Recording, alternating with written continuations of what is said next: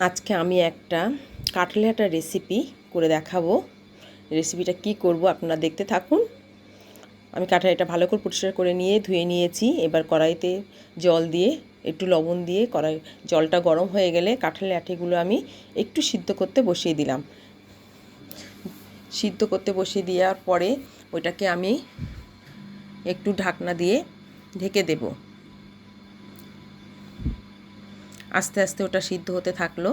এর মধ্যে আমি একটু অন্য কড়াইয়ে আবার একটু তেল দিয়ে সর্ষের তেল দিলাম। সর্ষের তেল দেওয়ার পরে তেলটা গরম হয়ে গেলে আমি ওতে কয়েকটা শুকনো লঙ্কা এবং দেখলাম এদিকে কাঁঠালের আটিটা কতটা সিদ্ধ হয়েছে সেটা আমি একটু খুন্তি দিয়ে একটু টিপে দেখলাম যে মোটামুটি সিদ্ধ হয়ে গেছে। আর এর মধ্যে শুকনো লঙ্কাটা দেওয়ার পরে আমি কয়েকটা রসুনের দিলাম, একটা কাঁচা লঙ্কা দিলাম। কাঁচা লঙ্কার আলাদা একটা ফ্লেভার, শুকনো লঙ্কার আলাদা একটা ফ্লেভার, রসুনের একটা ফ্লেভার, এইগুলো মিক্সড হয়ে খুব সুন্দর একটা ভর্তা হবে। এর মধ্যে একটা পেঁয়াজ কুচি, একটা গোটা পেঁয়াজ কুচি আমি দিলাম, দিয়ে হালকা করে চেড়ে আমি নামিয়ে নেব। বেশি কড়া করব না, মাঝারিভাবে নেড়ে নেব। নিয়ে আমি এইদিকে কাঁঠালের আটিগুলো শিলে নামিয়ে নিলাম। শিলপাটা নিয়ে আমি বসে পড়লাম। একটু ঠান্ডা হয়ে গেলে আমি এটা শিলে বেটে নেব। ঠান্ডা হয়ে গেছে, আমি শিলপাটা নিয়ে এটা বেটে নিলাম। দেখুন কত সুন্দর নরম হচ্ছে, বাটতে খুব ভালো লাগছে, একদম নরম মিহি মতন হয়ে যাচ্ছে। আমার তো খুবই ভালো লাগছে কাঁঠালের আটি বাটাগুলো, দেখতেও যেমন সুন্দর, বাটতেও তেমন ভালো লাগছে।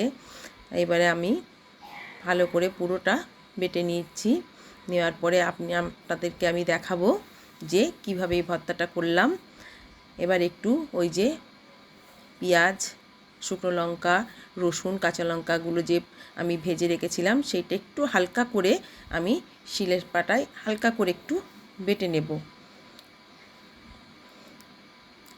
বাটা হয়ে গেল প্রায়। এই লঙ্কাটা এইবারে আমি এটাকে ভালো করে হাত দিয়ে চটকে একটু লবণ দিয়েছি, আপনাদেরকে দেখানো হয়নি যেহেতু আগে সিদ্ধর সময় লবণ দেওয়া ছিল। তারপর এবার একটু গরম ভাত নিব, শিলপাটায় নিয়ে হালকা করে একটু নোড়া দিয়ে আমি ঘষে নেব, নিয়ে দেখব কেমন লাগে খেতে। শিলপাটা বাটা ভাত খেতে আমার তো খুবই ভালো লাগে। বাটা হয়ে গেছে ভাতটা।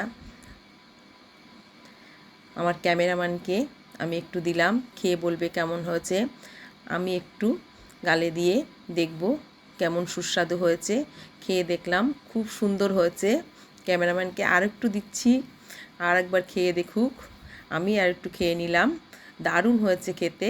কি বলো, আপনারা এইভাবে খেয়ে দেখবেন কেমন লাগে। রাখছি।